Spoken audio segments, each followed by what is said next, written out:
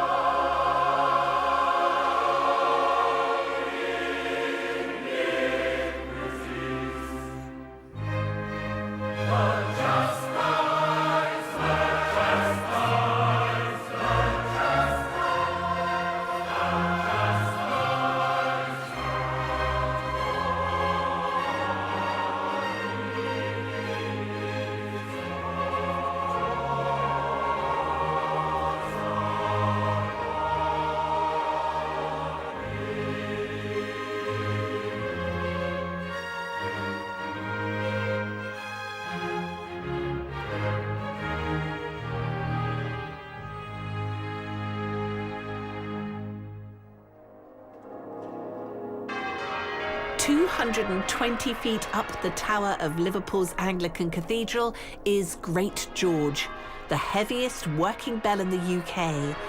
Alongside it are the 13 smaller bells that regularly peal out across the city." It's lovely to hear bells from outside the church, but what does that reflect of the life and the ministry of the church itself? Well, there is a very good expression, of course, that the bells are the voice of the church in the community.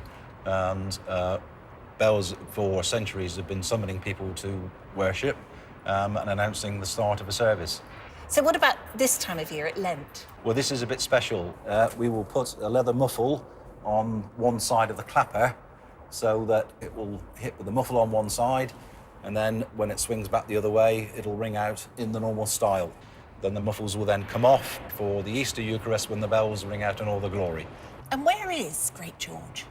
Great George takes pride of place in the middle of the frame. Right, we've got to go and have a look. Shall we have a closer look? Here we go then. Oh my goodness, look at that. I know it's 14.5 tons, but to see the size of it is amazing. How do you ring it then? This bell just stays stationary, and all we ring is the clapper. Oh, and the clapper is attached to this bit of rope. And then we ring it from downstairs. All right then, I'm game. Let's go. Oh, is this it? The bell? So we call this the Sally. So if you were to catch hold around about there with both hands, Right. and I'll catch hold slightly further up. Right. All right, and we give this a pull. Yes. Right. To get it start to swing. All right, build up a bit of a swing, and then all of a sudden we'll give one almighty pull, and then it'll sound. So 1, 2, and then this next one. Oh, wow! I'm not And then again. Disappear up to the belfry. Okay, here we go. Next one. So what are the qualities then of a good bell ringer, or campanologist, as in fact it's called, isn't it? You don't really need to be particularly musical. However, you do need a good sense of speed and rhythm and the sense of timing. And teamwork too, because I'm looking forward to hearing all 13 of these bells being rung together. Okay, we all ready? 2, trebles going, and gone.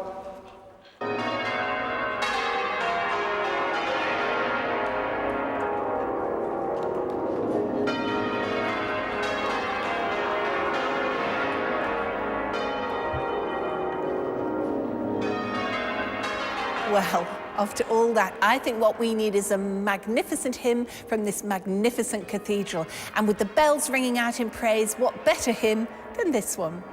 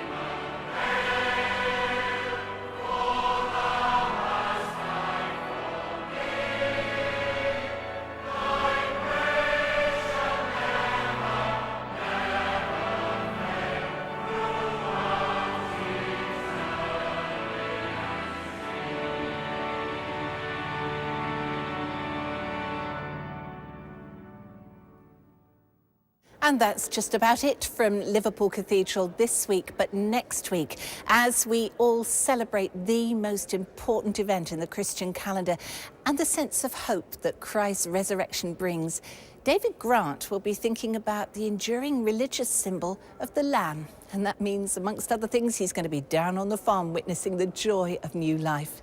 But for now, Palm Sunday simply wouldn't feel right without this final hymn.